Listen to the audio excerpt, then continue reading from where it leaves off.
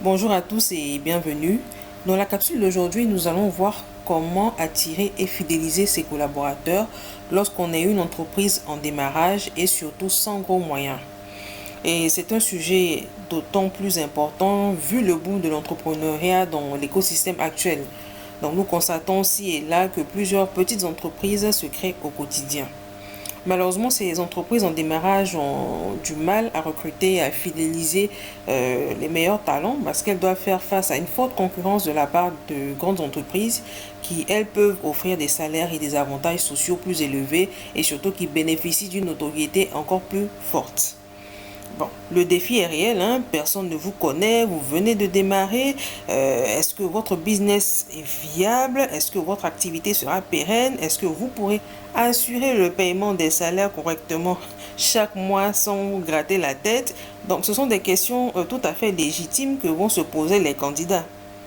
Mais cependant, il existe plusieurs stratégies que vous pouvez utiliser en tant qu'entreprise en démarrage pour attirer et retenir les meilleurs talents.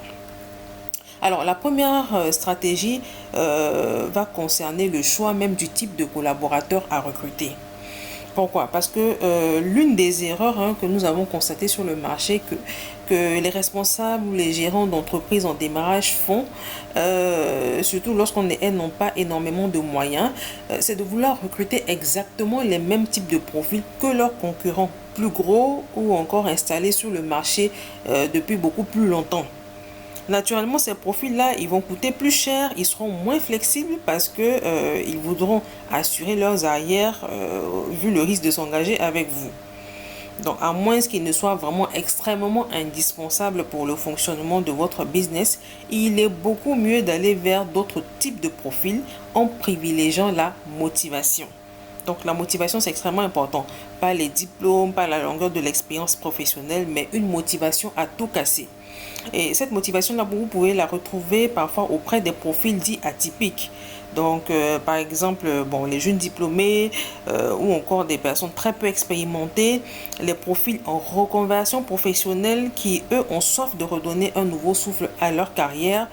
Il y a également les seniors, donc les personnes de plus de 50 ans et qui vont apprécier justement la chance qui leur est donnée de pouvoir exercer dans une entreprise. Il y a par exemple des pères et des mères qui ont fait un break professionnel pour prendre soin de leurs enfants, qui veulent se remettre en selle dans le monde de l'entreprise, etc. Donc ce sont des personnes qui vont vous coûter relativement moins cher et qui seront plus enclines à s'engager avec vous, à se sacrifier si nécessaire, car ayant très peu à perdre et seront beaucoup plus motivés de prime abord. Le deuxième point, donc la deuxième stratégie, ça sera vraiment la transparence et la vision claire. Donc dès le départ, il faut faire preuve de transparence envers vos équipes. Transparence sur vos moyens, transparence sur votre vision. Il faut expliquer le pourquoi du projet. On constate que généralement les gens restent quand ils sentent qu'ils participent à quelque chose de significatif qui va peut-être bouger le monde, bouger la planète ou bien bouger leur environnement immédiat. Et donc, il faut partager régulièrement les avancées, les obstacles, la roadmap, etc. Et la transparence également va concerner vos moyens. Il faut être transparent avec vos équipes pour leur dire voici ce que je peux vous payer, voici ce que je peux vous offrir. Ça, par contre, je ne peux pas le faire. Et cette transparence-là va vous sauver et les collaborateurs vont s'engager en connaissance de cause. Parce que si vous leur mentez pour pouvoir les attirer, il y a de très fortes chances qu'ils vous abandonnent en cours de route. Donc, transparence sur la vision et sur les moyens. Troisième stratégie, il faudra impliquer chaque personne, chaque collaborateur comme un co-bâtisseur. Et l'avantage des entreprises en démarrage, c'est surtout la possibilité d'avoir des responsabilités importantes dès le départ, contrairement aux organisations plus grosses où il faut gravir 1001 échelons. Donc, confier de vraies responsabilités, pas juste des tâches d'exécution, valoriser les idées, faire participer vos équipes aux décisions stratégiques, etc. Donc, ça va renforcer leur sentiment de propriété. Ils auront l'impression d'être eux aussi quelque part copropriétaires ou co-bâtisseurs de l'entreprise. Quatrième stratégie, il faudra développer une culture de bienveillance, de reconnaissance. Donc, il faut créer un environnement où le travailleur se sent vraiment à l'aise, même s'il n'y a pas d'argent. Voilà, il y a de l'entraide, il y a de l'humour, on travaille correctement lorsqu'il le faut, mais il y a des petits rituels voilà, qui rendent l'environnement de travail assez sympa. Donc, ça va permettre de garder les gens motivés.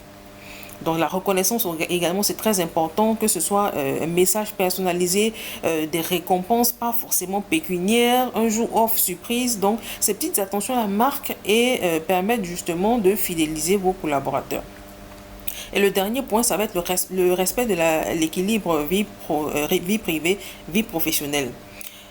C'est très important. Pourquoi? Parce que plusieurs salariés ont quitté des hautes fonctions dans de grosses entreprises à cause de ce manque d'équilibre. Et vous, en démarrage, c'est un avantage concurrentiel sur lequel vous pouvez miser pour attirer des collaborateurs en recherche de ce respect d'équilibre vie privée et vie professionnelle. Et si votre équipe voit que vous prenez soin d'eux, ça va renforcer leur fidélité et ils seront même capables de vous suivre jusqu'en enfer, pour parler de manière un peu exagérée. Alors, en résumé, fidéliser ses employés, c'est dans une entreprise en démarrage qui n'a pas de gros moyens financiers, ça ne va pas forcément dépendre de l'argent, mais surtout de la qualité des relations humaines, de la transparence et de la valeur que vos collaborateurs vont trouver dans le projet que vous leur proposez.